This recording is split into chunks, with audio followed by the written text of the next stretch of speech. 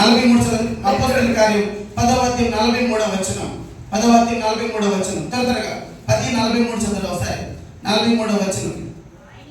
ఆయన యందు విశ్వాసముంచువాడెవడో వాడు ఆయన నామమును మూలంగా పాప క్షమాపణ పొందుకున్నాడు. హల్లెలూయా. మన విశ్వాసం ఉంచడం ద్వారా మనకి పాప క్షమాపణ జరుగుతుంది. బాప్తిసం తీసుకుంటే పాపాలు క్షమించబడటం కాదు, మనం విశ్వసిస్తేనే బాప్తిసానికి వెళ్ళగలం. ఎవరు ఆయన ఉన్నాడని మనకు అడుగుతున్న మనకి మేలు దయచేస్తాడని మనం నమ్మితే, అందుకే నమ్మి బాప్తిసం పొందిన వాడు రక్షించబడు అని బైబిల్లో ఉంది. కాబట్టి ఈరోజు మనం ఆయన నమ్మాలి, విశ్వసించాలి. ఆయన్ని మనం ఎప్పుడైతే విశ్వసిస్తామో మన పాపాలన్నీ క్షమించే దేవుడు అయి ఉన్నాడు. మీకు ఇంకొక ఉదాహరణ చెప్పనా. ఒకరోజు మగ్దలేని మరియా ఇంటికి యేసు ప్రభువు వెళ్ళినప్పుడు ఆమె ఏం చేసింది? అత్తరుతో ఆయన పాదాలు తుడిచింది. తల వెంట్రుక అత్తరుతో తన పాదాలు కడిగి తల వెంట్రుకలతో తన పాదాలని తుడిచింది. సింపుల్ గా ఆయన చెప్పాడు. దేవుడు ఏం చెప్పాడు? అమ్మా, నన్ను విస్తారంగా ప్రేమించాను కనుక నీ విస్తారమైన పాపాలు ఏమైపోయినాయి? క్షమించబడిపోయినాయి. క్షమించేశానమ్మా నేను. ఇంకా అందరూ ఉలిక్కిపడ్డారు. ఇదేంటి క్షమించే అధికారం ఎందుకుందంటే ఆయన ఎందుకు విశ్వాసం ఉంచితే మన పాపాలు క్షమించే దేవుడు అయి ఉన్నాడు ఆయన. హల్లెలూయా. కాబట్టి ఆయన మనం విశ్వాసం ఉంచాలి. విశ్వాసం ఎలా? అది కొనుక్కునేది కాదు, అంగట్లో అమ్మేది కాదు, ఎక్కడ బజార్లో దొరికేది కాదు. మనం ప్రభు వాక్యం వినడం ద్వారా, ప్రభు వాక్యం చదవడం ద్వారా, మనం ప్రభు యొక్క వాక్యాన్ని గ్రహించడం ద్వారా విశ్వాసం పొందుకుంటాం. ఆ విశ్వాసం మన పాపాన్ని క్షమించింది. హల్లెలూయా.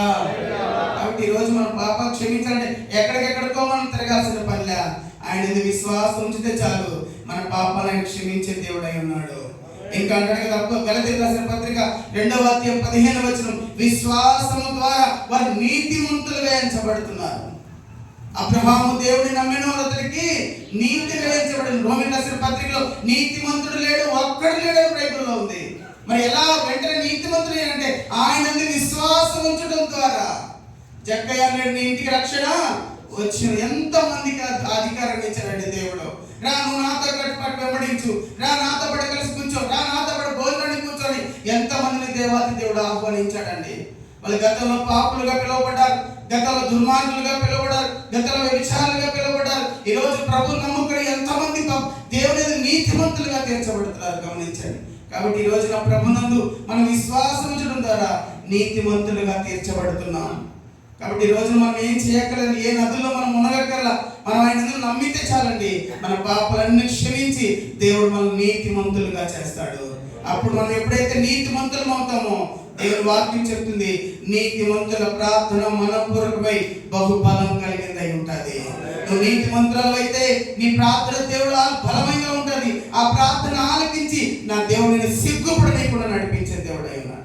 మన నీతిమంతులు కాకుండా, మన పాపాలు క్షమించబడకుండా, లేకపోతే మనకున్న ఈ యొక్క మన దోషాలు పోకుండా మనం ఎంత ప్రార్థన చేసిన దేవుడు విన్నాడు. నీతిమంతుడు అనగా పాపుల మనం నేను ఆలకించిన అన్నాడు భక్తులైన యోహాన్ గారు. కాబట్టి ఈ రోజు మనం గుర్తుపెట్టుకోండి, మన పాపాలన్నీ క్షమించబడాలా, మన దోషం అంతా తొలగిపోబడాలా. నూతన సంవత్సరానికి వెళుతున్న మనం విశ్వాసంతో అడుగు ముందుకెళ్తాం. ఎంతమంది భక్తులండి ఒక్కొక్క దేశంలో ఒక్కొక్కరు మాత్రం నిలబడారు. కారణం తెలుసా? వాళ్ళు ప్రభునందు అపారమైన నమ్మకాన్ని కలిగి ఉన్నారు. వాళ్ళు నేను చెప్పిన దేవుని కొరకు నిలబడిన వారిని ఏ ఒక్కరిని కూడా ఆయన విడిచిపెట్టలేదండి బైబిల్లో. వాళ్ళు వేశ్యలైనా, పాపులైనా, లోబులైనా, దుర్మార్గులైనా కూడా దేవుడు వారిని విడిచిపెట్టలేదు. దేవుడు వారిని చరిత్రకు ఎక్కించాడు. స్తోత్రం చెప్తాం గట్టిగా. ఈ గ్రామంలో 100 మంది ఉండొచ్చు.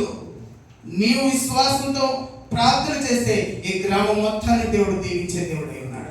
మన పరిచర్యలు విస్తరించాలి, గొప్ప స్థాయిలో ఉండాలి. మీ మధ్య సహోదరులు, దైవ సభలు, కుటుంబాలు హ్యాపీగా ఉండాలంటే ఇక్కడ ఒక విశ్వాసంతో ధూపం వేసే కొంతమంది స్త్రీలే కాదు, మందిరంలో జ్ఞానం కలిగి రోదన చేసే స్త్రీలను పిలవనప్పుడు మనం ధూపం వేయాలి ప్రభు సన్నిధిలో. ప్రతిరోజు మందిరం ఖాళీగా ఉండకూడదు. బలిపీఠం మీద మండుచున్న అగ్ని ఎప్పటికీ ఆరిపోకూడదు. రోజు ఎవరో ఒకళ్ళు వచ్చి మందిరంలో ధూపం వేస్తూనే ఉండాలా. ఈ ధూపం ఈ గ్రామం మొత్తం వ్యాపించి ఈ గ్రామం మొత్తాన్ని రక్షణను తీసుకొస్తుంది, నీతిమంతులుగా చేసి పరలోకాన్ని తెచ్చిపెడుతుంది. హల్లెలూయా. కాబట్టి ఈ రోజున మనం గుర్తుపెట్టుకోవాల్సిన ఒక విషయం ఏంటంటే, చాలా మంది ఎలా ఉన్నారంటే, ద్వితీయోపదేశకాండం 32వ అధ్యాయం నేను ముగిస్తాను. ద్వితీయోపదేశకాండం 32వ అధ్యాయం తీయండి ఒకసారి. 32వ అధ్యాయం 20వ వచనం. 32:20 వచ్చి చదవండి ఒకసారి.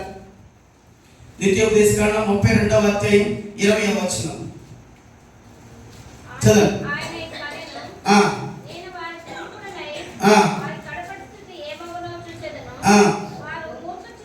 ఆయనలో నేను వారికి ముక్కుడనై వారి కడపట స్థితి ఏమగునో చూచెదను. వారు మూర్ఖ చిత్తం గలవారు, విశ్వాసము లేని పిల్లలు. ఈరోజు ఎందుకు మనం కష్టపడుతున్నాం, ఎందుకు మనం ఇబ్బందులు పడుతున్నాం? చూస్తున్న దేవుడిని నమ్ముకొని, వినుచున్న దేవుడిని నమ్ముకొని కూడా ఎందుకు మనం ఇన్ని అవస్థలు పడుతున్నాం? ఎందుకు మనకే ఇన్ని కష్టాలు, ఇరుకులు, ఇబ్బందులు? అంటే కొంతమంది క్రైస్తవులు కదా